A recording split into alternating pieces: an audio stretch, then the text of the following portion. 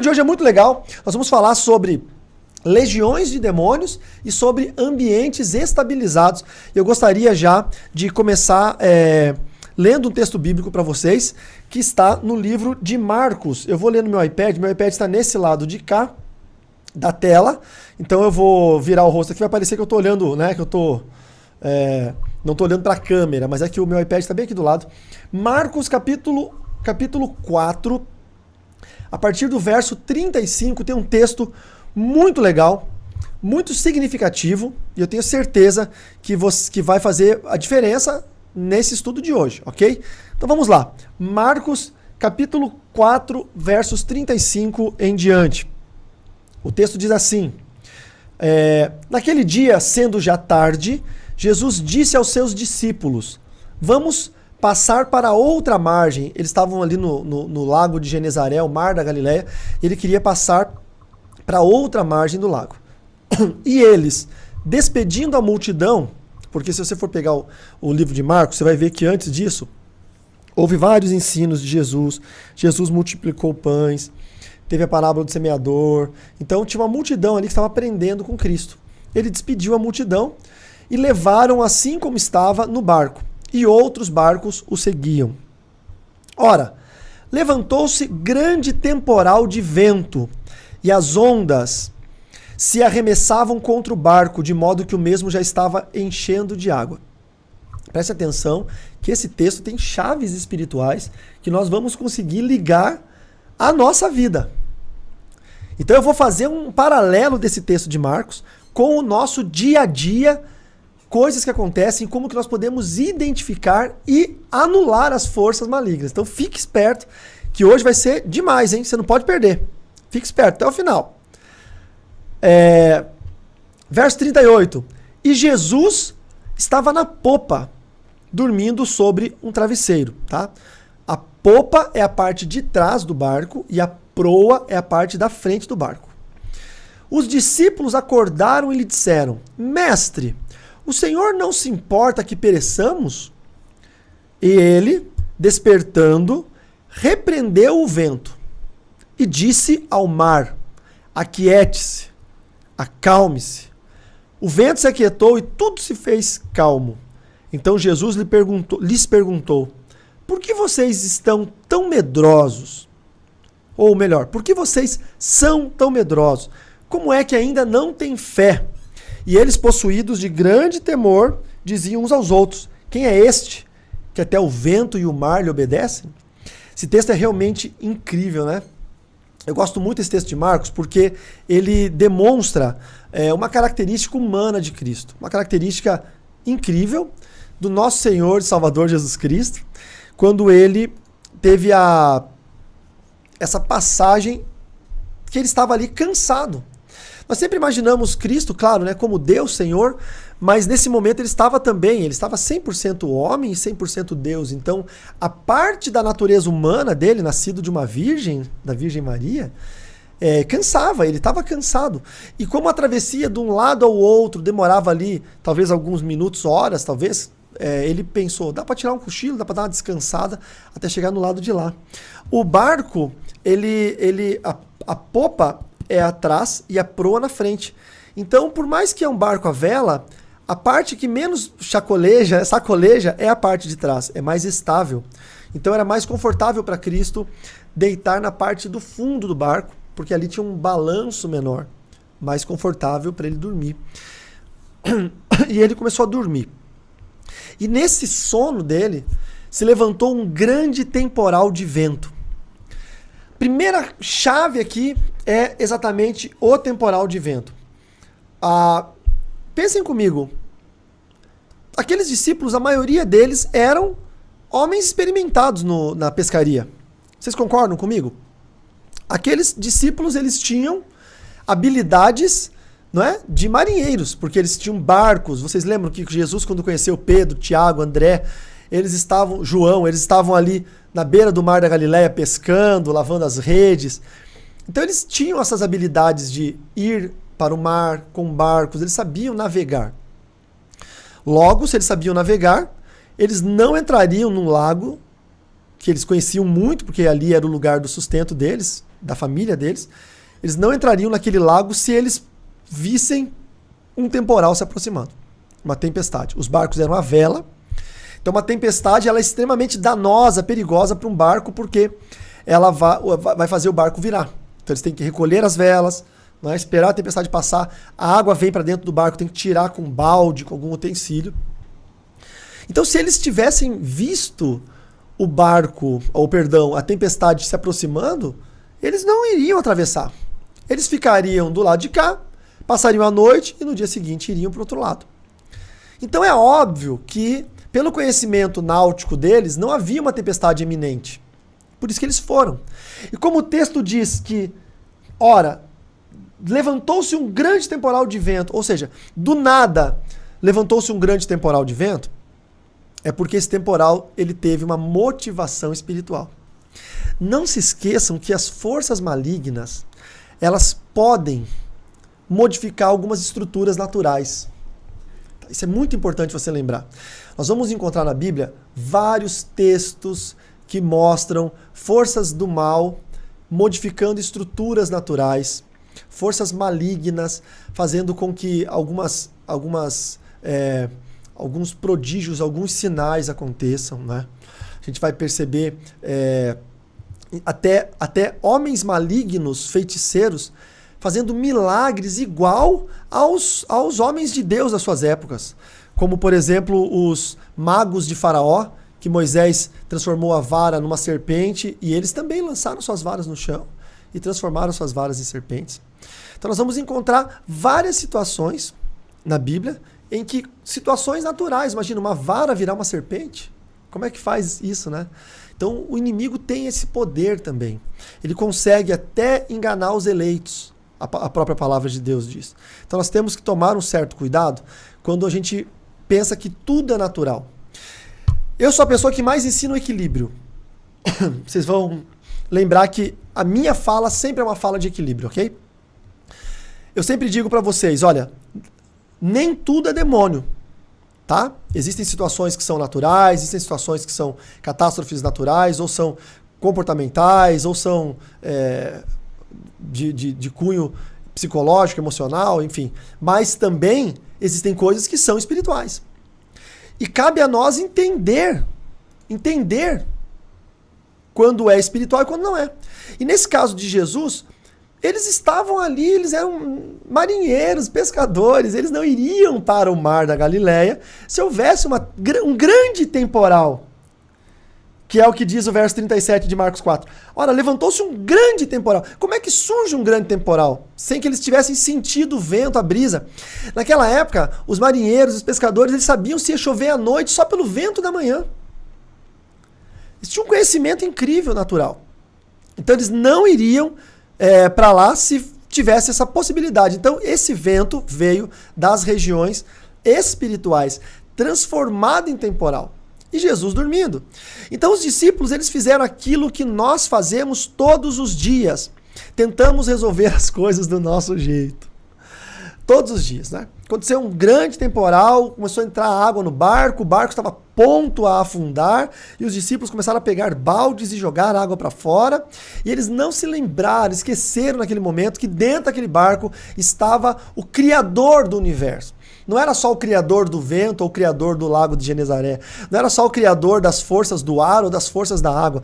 Não era só o criador dos seres humanos ou da madeira que fez aquele barco. Estava ali o criador do universo. Era só eles pedirem para Cristo, Senhor, resolve.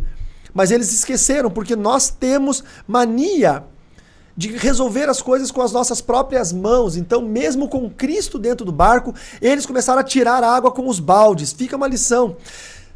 Às vezes, nós temos um problema muito grande, um desafio muito grande para ser solucionado. E mesmo sendo cristão, sabendo que Cristo está dentro da nossa casa, da nossa vida, nós temos a tendência a querer resolver do nosso jeito. E em vez de orar a Deus e pedir ao Senhor uma solução, a gente acaba dando um jeitinho, vendendo uma coisa para pagar uma conta, pedindo emprestado, fazendo isso para gerar aquilo. E esquecemos que há um Deus Todo-Poderoso Criador dos céus e da terra, do universo, que está dentro da sua casa, que está dentro do seu barco, que está dentro da sua família, que está dentro do seu coração e só está esperando você despertá-lo para que ele possa resolver isso.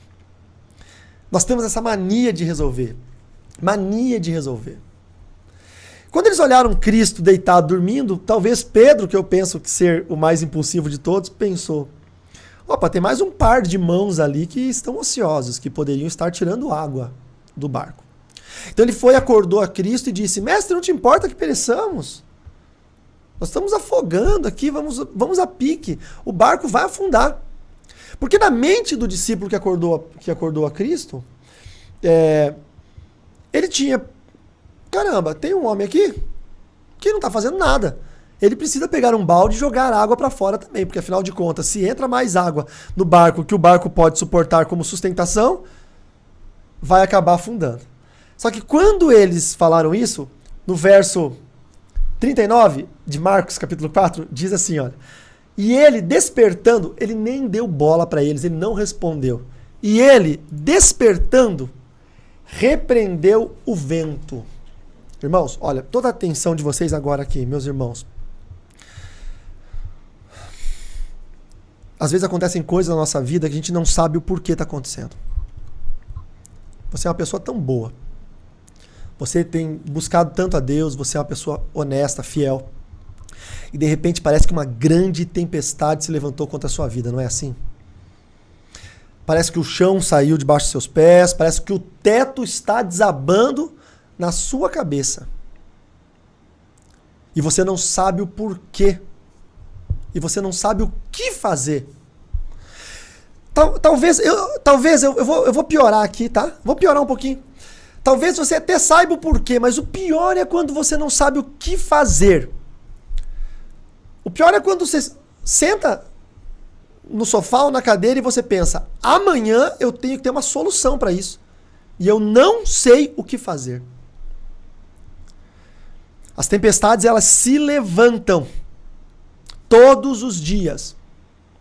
Todos os dias as tempestades se levantam. E elas vêm contra bons e contra maus. Elas vêm contra cristãos e contra ateus. Elas vêm para encher o barco de qualquer um de água para levá-los para o fundo do lago. Só tem uma diferença da tempestade que atinge o cristão e a tempestade que atinge o ímpio. Só tem uma diferença. E a diferença nem está na tempestade. A diferença nem está no vento, porque é o mesmo vento que bate sobre você e bate sobre o seu vizinho que não crê em Deus. É o mesmo mar que você está flutuando, navegando nele, é o mesmo mar que o seu vizinho também está navegando. É a mesma tempestade que está batendo sobre você e sobre o seu vizinho. Então, qual é a diferença? A diferença é que Cristo está no seu barco e não está no barco daquele que não teme. A diferença é quem está contigo no meio da tempestade. Essa é a diferença. Porque tempestades acontecem com todos. Problemas surgem na vida de todos. Famílias têm problemas. Todas as famílias têm. Filhos adolescentes dão problemas. Filhas adolescentes dão problemas. Às vezes no trabalho tem uma perseguição. Na faculdade tem algum problema. Isso acontece, isso é natural. A diferença entre você e o ímpio não é o tamanho da tempestade, não é o tamanho do mar, não é a profundidade do mar, não é a força do vento, porque é igual para todo mundo. A diferença é que se você abrir os olhos e lembrar quem está no barco contigo, o Criador dos céus e da terra, Jesus Cristo de Nazaré, o apóstolo João disse que tudo foi feito por ele e nada sem ele seria feito. Ele é o Verbo de Deus que se fez carne e habitou entre nós como unigênito do Pai. E o vimos em toda a sua glória como unigênito do Pai. A diferença é essa. No seu barco, no meu barco, o Filho de Deus está. E às vezes o ambiente desestabiliza. Vamos falar de estabilização. Olha que legal o tema de hoje, gente. Eu estou falando desse tema porque nós temos uma promoção na nossa escola de Libertadores, nós temos a Escola Avançada de Libertadores e a próxima matéria, o próximo módulo, que começa em outubro, é sobre estabilização de ambientes. Então eu quero que vocês aprendam isso porque é fantástico. Mas eu vou falar sobre isso mais pra frente. Deixa eu falar um pouquinho sobre isso, sobre ambientes espirituais. Estava tudo dando certo. Jesus tinha multiplicado pães, tinha alimentado pessoas, ele tinha pregado. Olha que legal, deixa eu pegar Marcos 4 aqui, só para pegar Marcos 4, só para você ver como que tava o dia, tava fantástico. Ó, de manhã Jesus pregou a parábola do semeador, famosíssima essa parábola, ficou famosa para sempre, né? Como dizem os jovens lá na igreja, matou a pau. Jesus matou a pau. Ele pregou a parábola do semeador. Todo mundo sabe, o semeador saiu para semear. Um pouco da semente caiu entre os espinhos, foi sufocado. Outro pouco da semente caiu entre as pedras, não teve profundidade da raiz. Um pouco da semente caiu à beira do caminho, os pássaros vieram e comeram. Um pouco da semente caiu na terra seca, o sol esturricou. Mas um pouco da semente caiu em terra boa. Pronto, tá aí a parábola do semeador. Jesus, matou a pau. Aí depois Jesus explica a parábola dele. Aí, para os discípulos dele, depois Jesus fala sobre a luz. Será que alguém traz uma lamparina para que seja colocada num cesto ou debaixo da cama? Ele fala sobre luz, sobre ser luz nas trevas. Estava demais, o dia estava bom, hein? O dia estava forte. Aí Jesus fala sobre a parábola da semente, que o reino de Deus é como um homem que lança semente na terra. Ele dorme, acorda, blá, blá, blá, e ele vai explicando isso.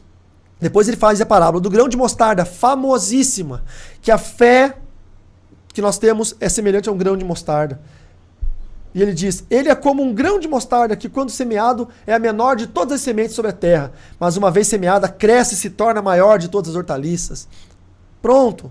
E aí ele começa a explicar o porquê do uso das parábolas e termina o dia e ele vai atravessar para o outro lado. Às vezes a nossa vida é assim. Tá dando tudo certo, o dia tá bacana, de manhã deu tudo certo, a gente não planejou e aconteceram coisas boas. Ou tudo que nós planejamos acabou acontecendo da forma que nós queríamos. Eu sou fanático por planejamento que dá certo. Vocês não têm ideia. Quando eu planejo uma coisa e sai certinho, eu tenho uma descarga de endorfina, uma descarga de dopamina. Eu sinto uma recompensa no meu corpo, tipo assim, uau, deu certo, foi tudo bem, glória a Deus. E estava desse jeito o capítulo 4 de Marcos, o dia de Jesus. Então ele resolve relaxar. Sabe quando você fez tudo certo? Quando deu tudo certo, quando você adiantou o serviço da casa, quando você adiantou o serviço no escritório, quando você conseguiu chegar no horário, o trânsito estava bom, deu tudo certo. E aí você chega em casa e dá tempo de você deitar no sofá, toma um banho, deita no sofá para dar uma relaxada e você fala, agora eu vou assistir ali um Discovery Channel, um National Geographic, ou a Record, ou sei lá, o SBT. Eu vou assistir ali uma programação e você dá aquela relaxadinha assim e você pensa, uau, sensação de dever cumprido, hoje o dia foi massa, hoje o dia foi top. Então, era assim que Jesus estava. Ele chegou no barco e ele pensou, eu posso até dar uma dormida porque hoje o dia vencedor. Hoje nós rendemos. Gente, parabéns pessoal, equipe, falamos, ensinamos, tá tudo de bom. Ele descansou e aí o diabo se levantou. E quando tudo tá dando certo nas nossas vidas, parece que é aí que o maligno resolve ir lá e aprontar alguma coisa. É ou não é? Escreve no chat aí. Quando tudo tá indo bem, aí parece que o maligno vem com uma doença. Aí o maligno resolve botar um chefe novo que fica te perseguindo no trabalho. Aí um colega de faculdade começa a pegar no seu pé por causa de um posicionamento seu. Aí uma conta aparece que você não lembrava e você não tem dinheiro para pagar. Aí você perde alguma coisa. Aí começa porque Satanás, ele é faixa preta de tirar a paz das pessoas. Ele é faixa preta, ele é tipo um ninja, o Bruce Lee de tirar a paz das pessoas. Satanás não pode ver ninguém em paz, porque ele não tem paz. E quem não tem paz quer que os outros também não a tenham. Você já viu gente cheia de demônio? Tá? Eu chamo os filhos do diabo. Gente, assistam, tem um vídeo meu aqui no YouTube chamado Filhos do Diabo. Aqui no meu canal do YouTube. Assistam esse vídeo. Eu vou dizer, tem gente que está na igreja que é filho do diabo, porque o cara não tem paz. Ele é pessimista, ele é arrogante, ele quer que todo mundo se dê mal, ele ri com a desgraça dos outros e ele se emburra com a felicidade de alguém. É um filho do diabo. Porque o diabo é assim, olha, se a pessoa não resolveu bem a sua vida, Se ela é magoada, ela vai magoar as pessoas. Se ela é triste, ela vai entristecer as pessoas. E o inimigo é assim. Então, quando Jesus deitou para dormir, o diabo se levantou e disse: ah, não. Jesus? O Cordeiro de Deus dormindo? Como assim? Ficou 40 dias no deserto sendo tentado por mim, 40 dias e 40 noites. Eu tentei ele de dia, de madrugada, durante o sonho. Eu tentei ele e ele não comia, estava de jejum. Eu tentava ele com comida, com pecados. Ele não queria, ele me venceu. Agora ele deitou para dormir? Não, vamos acordar Jesus.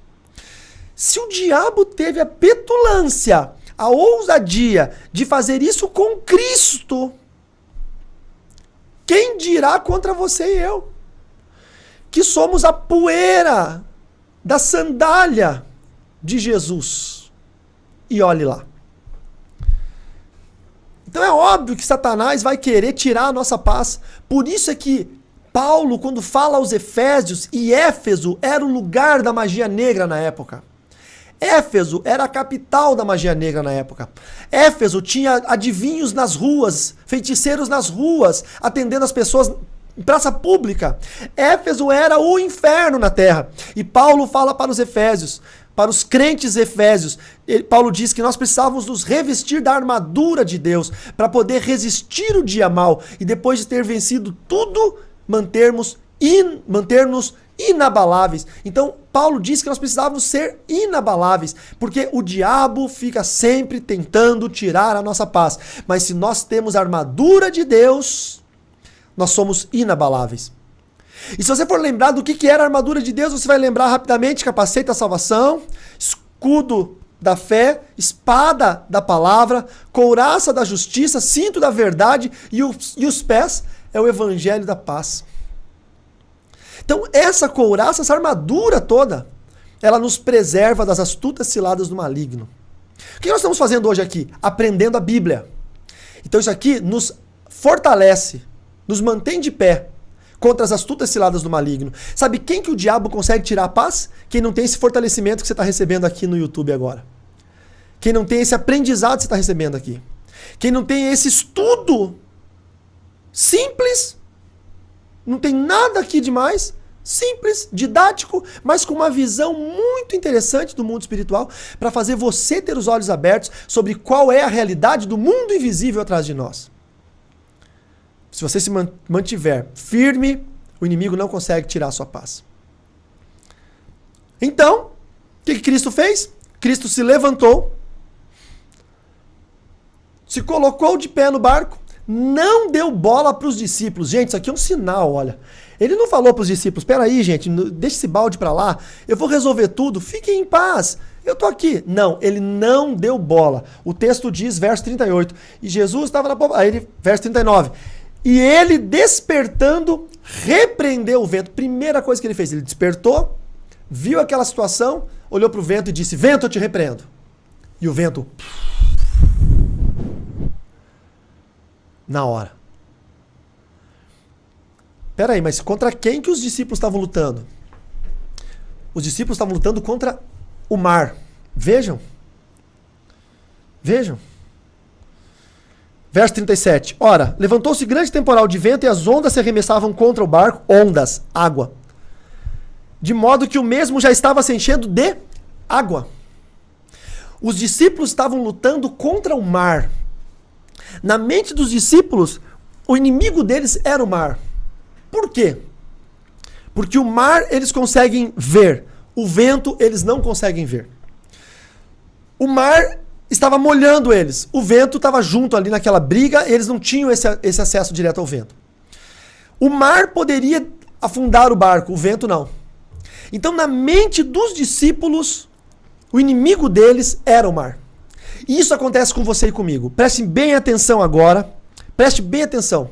O diabo é especialista em batalha espiritual. Se nós não formos melhores especialistas do que ele, nós vamos perder a guerra. É por isso que Deus me levantou nessa nação para fazer escolas de libertadores, para fazer centros de treinamentos de batalha espiritual. Porque eu preciso treinar vocês de acordo com a experiência que eu tive lá no passado, antes de conhecer a Cristo, conhecendo o satanismo, me envolvendo com demônios, e hoje a experiência que eu tenho como um teólogo, doutorado, com títulos internacionais, e também um conhecedor de batalha espiritual. E eu falo isso, irmãos, e não é com falsa humildade ou sem a menor humildade, eu falo isso para pessoas inteligentes. Você não vai buscar acesso à informação em alguém que não a tenha. Você precisa buscar acesso à informação de qualidade em alguém que tem essa informação. Por isso que nós fazemos lives todas as semanas, por isso que nós montamos cursos, por isso que nós nos desdobramos. Nós temos uma equipe que quase não dorme. Eu não estou aqui me lamuriando, mas quem me conhece sabe, eu durmo 2 horas da manhã e acordo às 7 todo dia, 7h30, porque nós temos que trabalhar, produzir para o reino. Porque tem pessoas que estão sendo salvas, libertas, transformadas pelo poder do nome de Jesus e pelo evangelho de Cristo. E nós somos as ferramentas do reino. Por isso eu acredito que você será uma ferramenta, conhecendo isso que eu tenho para te ensinar. Não só hoje, mas em todos os vídeos desse canal. Você vai se tornar uma grande ferramenta em nome do Senhor Jesus. Vem comigo, cola em mim, porque eu quero te fazer uma ferramenta nesse reino em nome do Senhor Jesus. Amém ou não? Deixa eu tomar uma água aqui. Vamos lá. O que mais acontece conosco? Rosana Coelho, minha amada irmã, esposa do Dr. Walter Kend, da Oftalmo Care Center, nosso patrocinador do canal. Deus abençoe vocês poderosamente em nome de Jesus.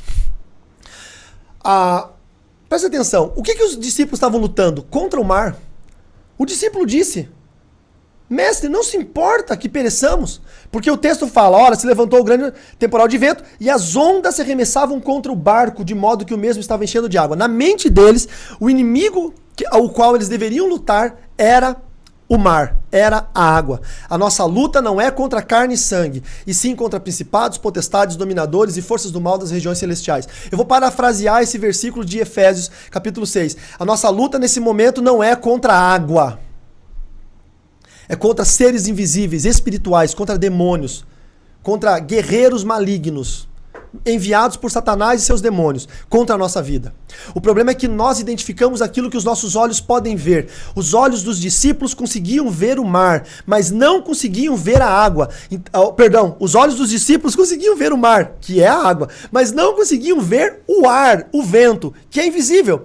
Então, automaticamente o cérebro deles disse, a água que é o inimigo, é o mar que é o inimigo, são as ondas, é a água que vai encher o barco, é a água que vai fazer o barco afundar. Lute contra a água. O diabo é um grande estrategista de batalha espiritual. Ele é ardiloso. Ele sopra contra a sua vida. Mas o que você vê não é o vento que ele está soprando. O que você vê é o seu marido bebendo e chegando em casa alcoolizado. O que você vê é o seu filho sendo rebelde e te tratando mal. O que você vê é o seu patrão te perseguindo e cortando suas bonificações, talvez até diminuindo seu salário. O que você vê é uma perseguição política. O que você vê é uma perseguição na escola. O que você vê é uma doença. É um prognóstico médico. É isso que você consegue ver. Nós acabamos lutando só contra o que nós vemos. Os discípulos estavam lutando contra a água, mas a hora que Cristo se levantou, ele se levantou e repreendeu o vento. Jesus não repreendeu a água, não repreendeu o mar, ele só repreendeu o vento. Porque ele sabia quem estava soprando a água dentro do barco. Ele sabia que o mar não era o problema. Que aquele mar era uma bênção, porque aquele mar era o caminho mais curto entre um ponto e outro do lago.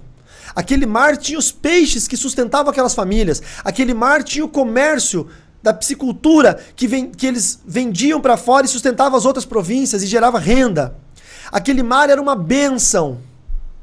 Mas naquele momento aquele mar estava revolto, porque havia um vento sendo soprado.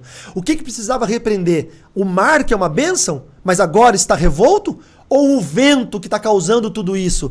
O que tem que repreender? Aquilo que você está vendo vindo contra você? Ou aquilo que está causando toda essa revolta? Os discípulos lutaram contra o mar, mas Jesus lutou contra o vento. Nós acabamos lutando contra o marido, a esposa, o chefe, o vizinho, o colega.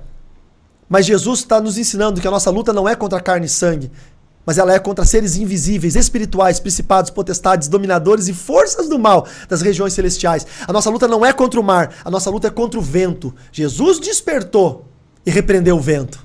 Eu te convoco nessa noite. Comece a repreender as forças espirituais na sua casa. Comece a repreender as forças espirituais no seu trabalho, na sua escola. Comece a repreender em nome de Jesus. Pare de lutar contra carne e sangue. Pare de lutar contra vizinho, marido, filho, primo, tio, contra patrão, contra colega. Pare de lutar contra a doença. Comece a repreender o que causou essa doença. Comece a repreender o que causou a pobreza, a miséria. Comece a repreender o que causou a tristeza e a depressão. Comece a repreender o que causou a vontade de se matar, de se autolesionar. Comece a repreender o que causou o divórcio. Comece a repreender o que causou a dor e o sofrimento. Comece a repreender o que está no invisível. Cristo deu 2 ordens. A primeira ordem, ele disse: vento, eu te repreendo. E ele repreendeu o mundo invisível. E a segunda ordem, ele disse ao mar: acalme-se, fique quieto. E o mar estabilizou. Uau!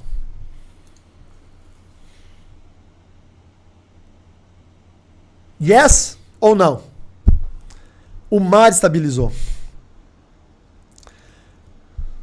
Nós temos ambientes desestabilizados em casa. Desestabilizados.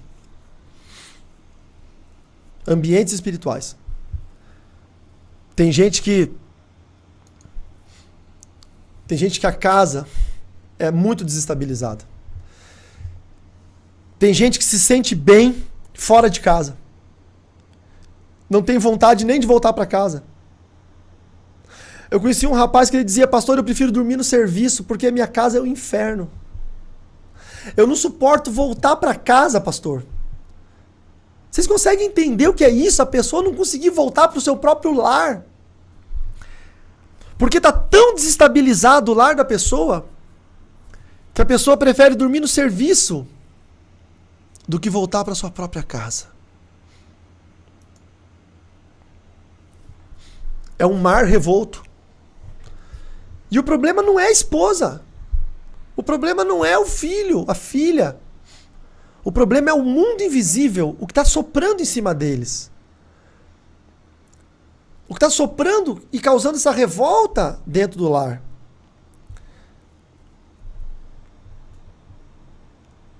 O problema não é a falta de dinheiro. É o que está causando essa falta de dinheiro. Porque tem muitos irmãos aqui que estão me assistindo que são fiéis nos dízimos, nas ofertas, são doadores, são abençoadores e passam provações financeiras. Então, como isso acontece? É porque você está lutando da forma certa, porém você está esquecendo de um detalhe. A nossa luta ela é espiritual. Você está fazendo tudo o que você tem que fazer do mundo físico. Você é fiel nos dízimos e nas ofertas. Você é um liberal, um doador liberal. Mas você também agora precisa repreender o mundo invisível. Você precisa se despertar. Olha, escute, em nome de Jesus. Eu te convido, meu irmão, minha irmã, que está assistindo aí agora ao vivo. Olha, nós estamos dia 25 de setembro de 2020, agora é 21 horas e 38 minutos. Para quem está assistindo ao vivo, mas também para quem está assistindo gravado, porque essa minha convocação, esse meu convite vai entrar na eternidade, no mundo espiritual. E se você está assistindo isso aqui gravado no futuro, é para você também. Eu te convido a fazer o que Cristo fez, a despertar na sua vida. Parece que você está dormindo. Desperta agora. Levante-se agora e repreenda o vento em nome de Jesus. Repreenda tudo que é invisível em nome de Jesus. E depois que você fizer isso, você vai dar uma ordem de estabilização do seu ambiente espiritual. Você vai dizer, em nome de Jesus, se é a sua casa que está desestabilizada, em nome de Jesus, essa tempestade na minha casa acaba hoje. Eu ordeno paz, tranquilidade, quietude. Casa, acalme-se. Fique tranquila, aquiete-se. Casamento, acalme-se. Amor, volte nesse casamento. Acalme-se, coração, aquiete-se. Juventude, adolescência, acalme-se, aquiete-se. Rebeldia, eu te repreendo o espírito maligno que está por trás da rebeldia. E adolescência, juventude, eu te ordeno, acalme-se, aquiete-se, pelo poder do nome do Senhor Jesus. E o vento se aquietou, tudo se fez bonança. E tudo ficou bem calmo. Eu gostaria muito que você pudesse fazer isso na sua casa. Ou no seu local de trabalho. Ou se tem uma tempestade acontecendo dentro do seu coração agora. Eu quero te convidar a colocar a mão no seu peito, no seu coração. E dizer, tempestade que está acontecendo dentro do meu coração. Nas minhas emoções. Eu repreendo o que é invisível. Eu repreendo o vento que está batendo dentro de mim. Que vem lá do mundo espiritual, lá do mundo invisível. Eu repreendo agora em nome de Jesus. E eu ordeno, coração, acalme-se. Alma, acalme-se. Mente, acalme-se. Você que não consegue dormir faz muito tempo. Eu te dou essa dica agora e compartilho a minha unção e a minha autoridade no nome de Jesus com você. Coloque a mão no seu peito e diga, eu vou dormir bem essa noite. Eu vou acalmar e vou descansar no Senhor. Eu vou acordar curado, restaurado. Eu acordarei restaurado e curado em nome de Jesus. Doença, eu te repreendo. Vento maligno que está soprando essa tempestade de dor, de tristeza, de infecção, de inflamação, de doença sobre o meu corpo físico. Eu te repreendo agora em nome de Jesus. Eu ordeno, corpo, aquiete-se, acalme-se, estabilize, tranquilize.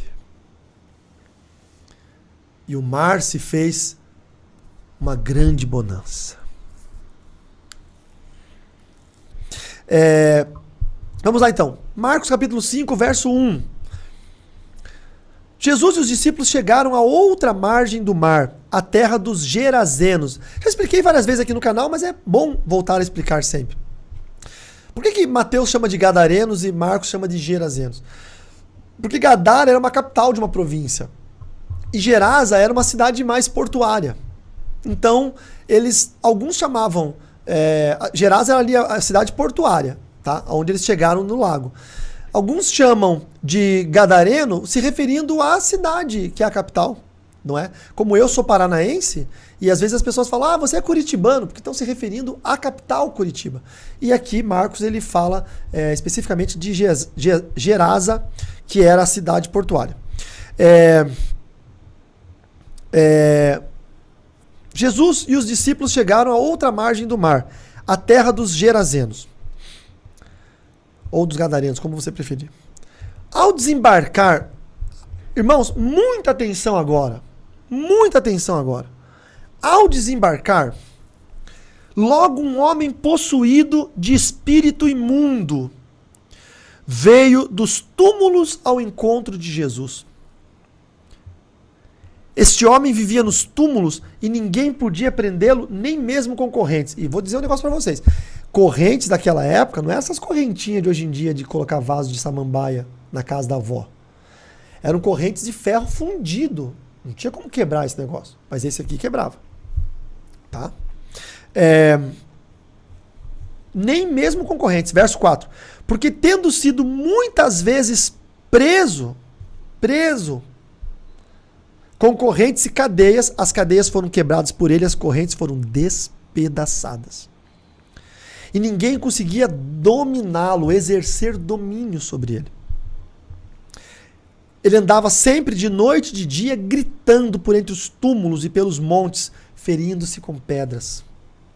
Quando de longe viu Jesus, correu, prostrou-se diante dele, gritando em alta voz, o que você quer comigo, filho do Altíssimo?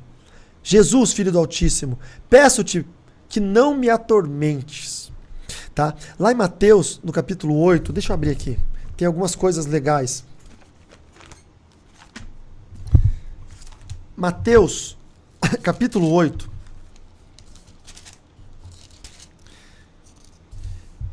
Diz assim, ó.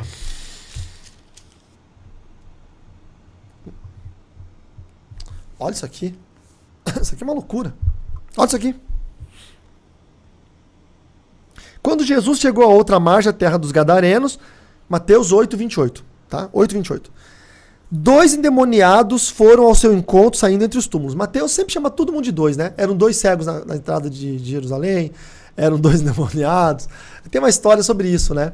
Que talvez houvessem ali vários endemoniados e só um era o mais proeminente, que era o que estava possuído por uma legião.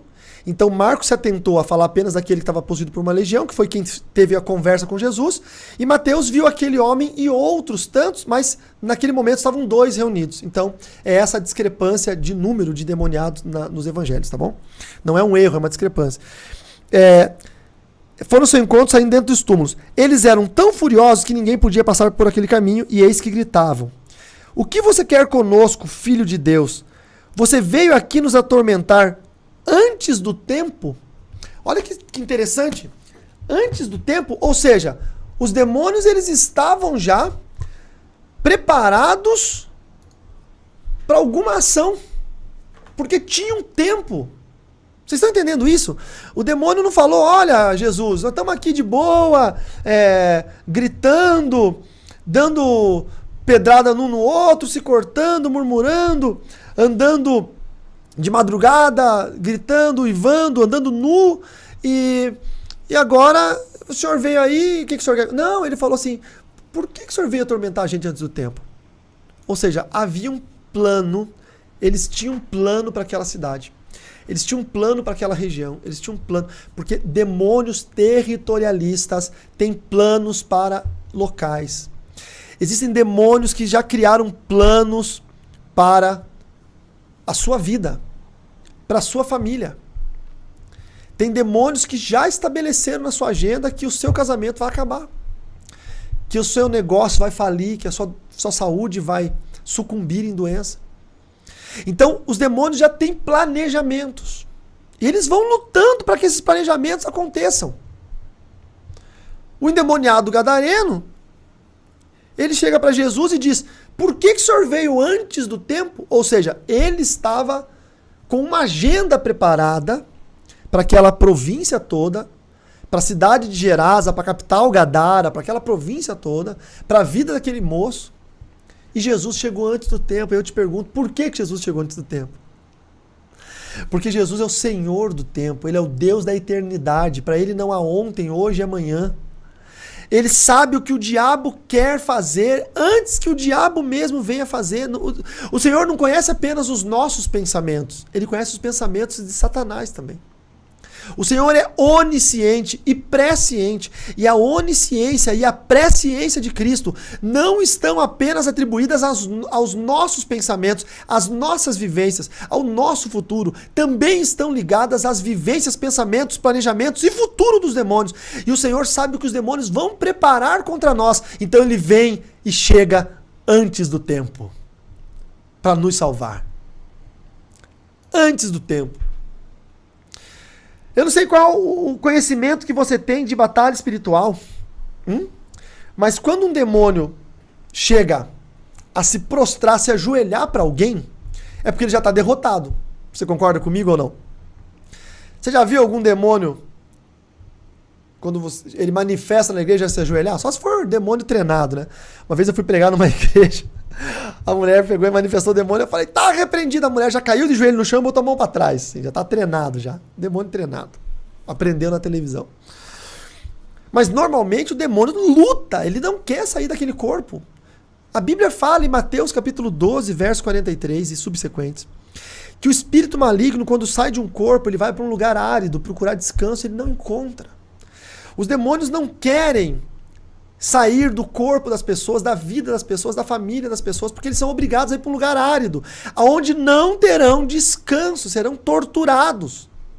Então eles vão lutar com unhas e dentes para permanecer naquela pessoa. E como que um demônio permanece num lugar, numa pessoa? Retroalimentando o pecado. Presta atenção, toda a sua atenção agora. Fala para quem está na sua casa aí ao seu lado, ó, presta atenção no pastor.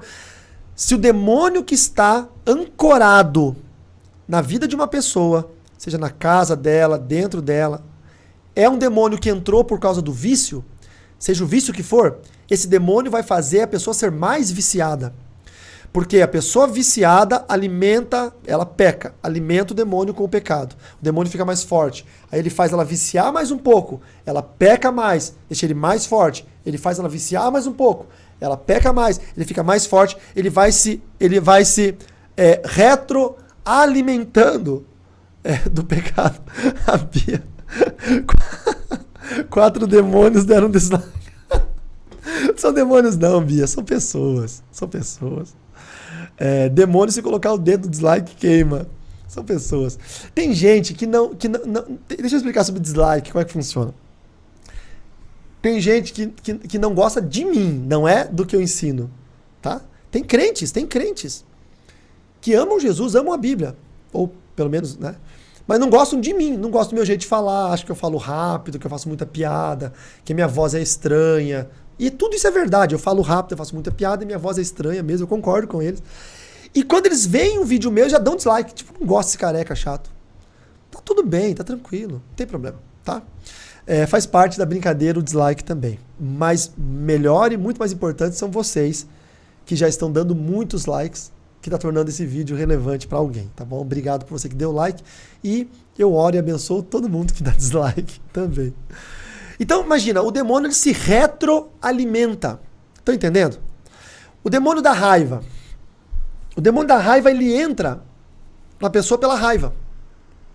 E ela faz a pessoa ter mais crises de raiva. A pessoa surta no trânsito, surta com o vizinho, surta com o filho, surta com a mulher, joga coisa na parede. Aí isso alimenta mais o demônio fica mais forte. Aí faz a pessoa ter mais surtos de raiva. Estão entendendo? Por isso vocês têm que tomar cuidado com a autolesão. Se tem algum adolescente me assistindo, ou se você tem um adolescente em casa que tem se lesionado, se cortado, tá? Coloca ele na frente do vídeo agora. Deixa eu falar com ele. Ou com ela, né? Você que é adolescente, que é jovem, que tem se lesionado, eu entendo que, neurocientificamente falando, o cérebro ele tem áreas que identificam a dor física, que são as mesmas áreas que identificam a dor social, emocional. Então, às vezes, você está num quadro de ansiedade ou de depressão tão profundo, que dói tanto no seu corpo, no seu coração. É uma dor, como se fosse a dor de um coração quebrado mesmo. Que aí você acaba preferindo se cortar, porque transfere de alguma maneira, de alguma forma, a dor para outro lugar. Você não quer sentir essa dor no coração. Então acaba sentindo a dor no braço. Isso dá uma certa sensação de alívio, de equilíbrio, da dor emocional, social que você está sentindo. Eu entendo o que você está sentindo. Sabe qual é o grande problema disso? E aí é que eu peço que você tente dominar essa dor social. É que você está alimentando um demônio com essas lesões que vão saindo do sangue.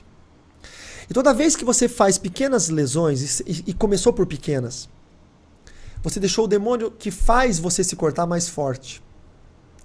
E aí ele vai ter potência para te fazer ter lesões maiores.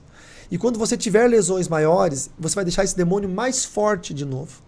E ele vai ter potência para te fazer ter lesões maiores.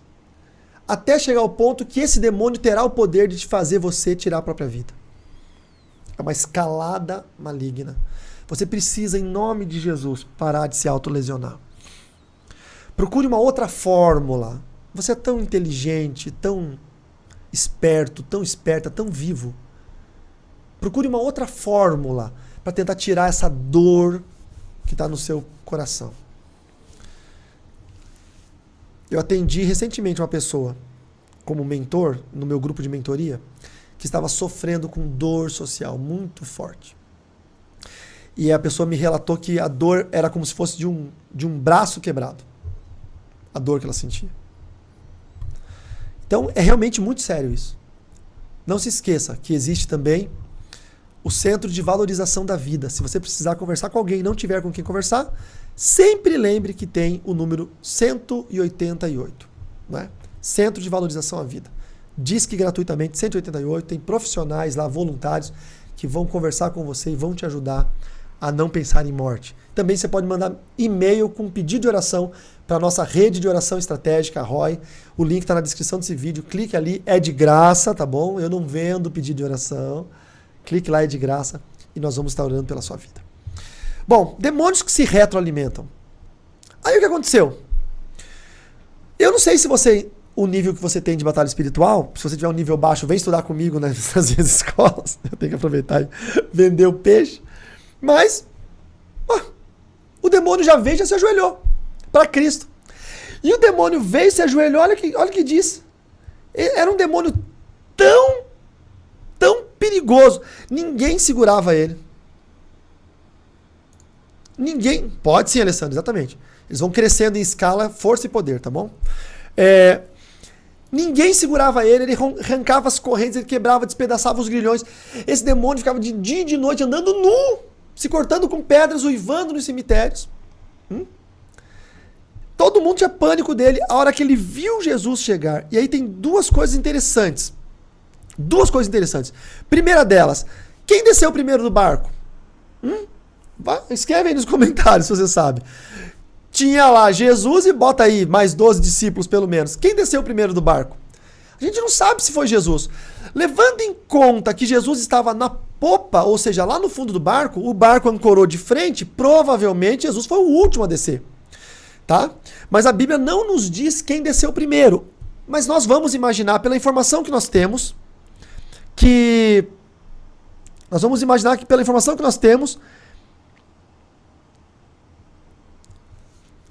Jesus foi o último a descer do barco. O último. Então os demônios estavam ali vendo aquela movimentação, vendo chegar aquele barco cheio de discípulos. E à medida que foi descendo um discípulo, o outro foi descendo, os demônios não se prostraram. Eles não se ajoelharam para Pedro, para João, para Filipe, para Natanael, para Tiago, para Judas. Mas a hora que eles viram Jesus, aí esse gadareno veio e se ajoelhou aos pés dele. O que isso significa? Que não importa o teu cargo na igreja, se você é o 12 do seu pastor, se você é o vice-presidente, se você é ali estavam os 12 de Jesus, né, para quem é da visão celular. Se você é o líder de célula, se você é o líder de departamento de oração, se você é o aluno do Carlos Ribas de libertação, não adianta qual cargo que você tem, não adianta se você tem alguma credencial, não adianta nada. Demônios se prostram para Jesus. Você pode não ser ninguém, você pode não ter nenhum cargo, você pode ser, aquele crente lá do fundo do banco da igreja que ninguém sabe que existe, que vai todo culto e fica escondidinho lá. Mas se você é um homem de Deus de verdade, uma mulher de Deus de verdade, que foge do pecado, que ama a Cristo, que lê a Bíblia, que ora todo dia, que ouve louvores, que chora na presença do Senhor, você é cheio de Deus. Quando você chegar em Gadara, os demônios vão se ajoelhar diante de você, porque junto com você vai o Senhor Jesus. O mesmo Cristo que estava dentro do barco, e a tempestade não pode sucumbir um barco no qual Jesus está, é o mesmo Cristo no qual os demônios se prostraram para ele. E aí a pergunta é, por que os demônios não se prostraram para Pedro? Porque Pedro estava preocupado tirando água do barco. Por que não se prostraram para Filipe? Porque Filipe estava tirando água do barco. Por que não se prostraram para qualquer um dos outros discípulos? Porque todos estavam tirando água do barco. Por que ele se prostrou para Jesus? Porque Jesus já havia vencido ele lá no meio do lago, quando Jesus disse, vento, eu te repreendo. Aqui são todas as pistas dessa história. Jesus chegou, Mateus capítulo 8 diz que o demônio falou, por que você veio antes do tempo? Então quando a tempestade veio do nada, uma grande tempestade para afundar o barco e matar todo mundo, eram aqueles demônios de Gadara, a legião de demônios que estava criando essa tempestade para afundar o barco, porque eles não estavam prontos ainda para o seu plano final de destruição daquelas vidas, e Jesus ia chegar e ia botar um fim nesse plano maligno, diabólico, maquiavélico do diabo. Então eles precisaram tentar parar Jesus. Se eles não conseguissem afundar o barco, a ideia dos demônios era que eles dessem meia volta e voltassem e tentassem no dia seguinte. Os demônios iam ganhar um dia a mais, mas Jesus estava no barco, ele repreendeu aqueles demônios e continuou atravessando o lago. Quando Jesus repreendeu os demônios no meio do lago, os demônios já estavam vencidos em Gadara. Se você entender essa palavra e você repreender o vento hoje e der uma ordem no mundo invisível, no mundo espiritual, quando você chegar no seu trabalho amanhã ou segunda-feira, os demônios já estarão prostrados, vencidos, derrotados, porque você vai vencê-los no campo espiritual. Você não vai lutar contra o mar, você vai lutar contra o vento, e a legião não. Todos os demônios territorialistas se prostrarão diante de você, porque o nome do Senhor Jesus é poderoso sobre todo espírito maligno e você está com Cristo na sua vida, com Cristo no seu barco, e quando você chegar, os demônios vão ser obrigados a se ajoelharem diante do Senhor e Salvador da sua vida, que é Jesus Cristo. Você pode dizer amém aí? Quem está ao vivo no chat, pode dizer um amém, ou de repente levantar a mãozinha assim, que tem uns iconezinhos bonitinhos de mãozinha. Glorifique o nome do Senhor Jesus, queridos. Glorifique, porque esse estudo é para fazer a diferença na sua vida, em nome de Jesus. Eu quero que os meus alunos da Escola Avançada de Estabilização de Ambientes tenham essa autoridade de chegar numa província e estabilizar aquele ambiente, fazer a legião correr, cascar fora. Com conhecimento bíblico, teológico, de batalha espiritual, com esperteza, com inteligência espiritual. Eu quero que você venha aprender mais sobre isso. Então não perca a oportunidade que você tem. Não perca essa oportunidade de saber mais e mais, ok? Para nós encerrarmos, queridos, nós já estamos com uma live bastante extensa, não é? Deixa eu ver quanto tempo de live já tem. Eu não sei ver. Mas tem mais de 1 hora, com certeza, né? 1 hora e pouco. Já estamos com uma live bastante extensa para a gente terminar. Quando Jesus chegou naquela província, o demônio já estava vencido, não é isso? Porque ele já deu uma ordem lá no mundo espiritual. Já deu uma ordem no vento. E aquela legião estava formando uma tempestade. Você já parou para pensar o que acontece na sua vida hoje? Será essas tempestades que estão acontecendo na sua casa, será essas tempestades que estão acontecendo no seu trabalho, ou até mesmo no seu corpo, não são os demônios tentando fazer você parar? Será se isso não é só para te assustar? Será se isso não é só um plano maquiavélico do diabo? Porque você está avançando rápido demais. Jesus está te abençoando, você está indo rápido demais. Você vai chegar antes do tempo. Você está um passo à frente do inferno, porque você está com Jesus Cristo. O crente que tem Jesus está sempre um passo à frente. Será se os problemas que estão se levantando, os desafios, não são, porventura, estratégias do inferno para te parar? Será se a sua casa desestabilizada, a sua saúde, a sua cabeça, suas emoções, seu casamento... Será se essa desestabilização não são planos espirituais do inferno para te parar, para te fazer desistir, para dar meia volta e falar, olha, eu vou voltar para outra margem mesmo, vale a pena, esquece Gadara, esquece essa província, eu vou pensar em mim agora. Quem sabe essa palavra está atingindo não só os meus irmãos em Cristo, que são cristãos leigos, membros de igreja, mas pastores, que estão pensando em desistir do sacerdócio, do ministério, do ofício.